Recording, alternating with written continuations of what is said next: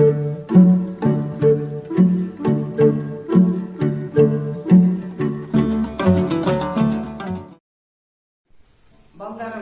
Манас бул биздин ата-бабаларыбыздан калган табирик. Ошол табирикти өзүбүздүн карегинде сактап, кийинки урпактарга дагы жеткиришибиз керек. Манас эпосу жөнүндө билишибиз ар бирибиздин парзыбыз. Бүгүн силерге Манастын бала чагы деген китебинен Жакып хандан Манас өзүнүн жет атасы тууралуу сурап жаткан жерин окуп берейин. Ата, менин чоң атам Ногойхан жөнүндө айтып бериңизчи. Ата бабасын билүү да биздин салтыбыз да, деди Манас. Сен туура айтасың, балам. Өз ата бабасын билбеген адам тамыры жок дарактай, анын өмүрү өткөн созулбайт. Жакып тынымда ойлоно калып, анын сыймыктанан интип үн катты. Түбүм, сенин төрт кыргыз. Кыргыздардын үчтүү каганатын негиздеген Карахан менен Огузган сенин түп атаң. Булардын Байгур деген баласынан Бабырхан, андан Төбөй, Төбөйдөн Бөгөй төрөлөт. Анын Ногой, Шыгай, Чыйыр деген 3 баласы болгон.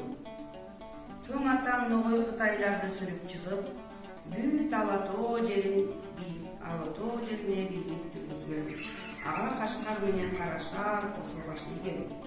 Алыскы Лотнор көлүнүн жээгинде Ногойдун көргөсү болгон. Антенесе балдар, мен силерге Манастын хан болушунан окуп берейин. Айдын көлдүн жээги өзгөчө шаңга бөлөндө. Улжу менен кетишкен бала баатырлардын аңгемеси улууга эл жолдур. Баары тең балдардын эркектигине таң калып жатышты. Манастын теңдешсиз күчү жөнүндөгү баянды эмдерин ичинен угундурушту. Далайлары Манастын андай күчүн эскара менен болгон согуш жүзүндө күчкөн эле. Кыясы бул баланы теңдүүлүгүн колдосо керек. Акыры Жакып ууландырды. Эл дагы жардамына карашты. Балдар, биз бул жерге баарыбыз чогулдук, деп баштады. Бири-бирлерге тууганбыз деп боор тарткан уруулар калсар. Маңгулдар мына башында Жайсамай баатыр менен Күлдүр, Калдар мектеби турат. Манжурлар болсо Дөгөн аксакалы Манжел менен келишти. Алтайлыктар менен казак улуулары тугушу жерде. Алтындардан Кара Кожо, Кабактардан Айдархан Баатыр, Кыргыздардан Саламат, Кыпчактардан Таз Чечен, Ургуттардан Акбалдар, Тотулардан Токтообин, Оруштардан Өмүрзак, өзбектердин Дамылда менен Актылда Чечен ойлонгон. Иш бүткөн соң Акбалта менен бирдикке Жакыпты колтуктап алышып, эл алдына чыгарышты.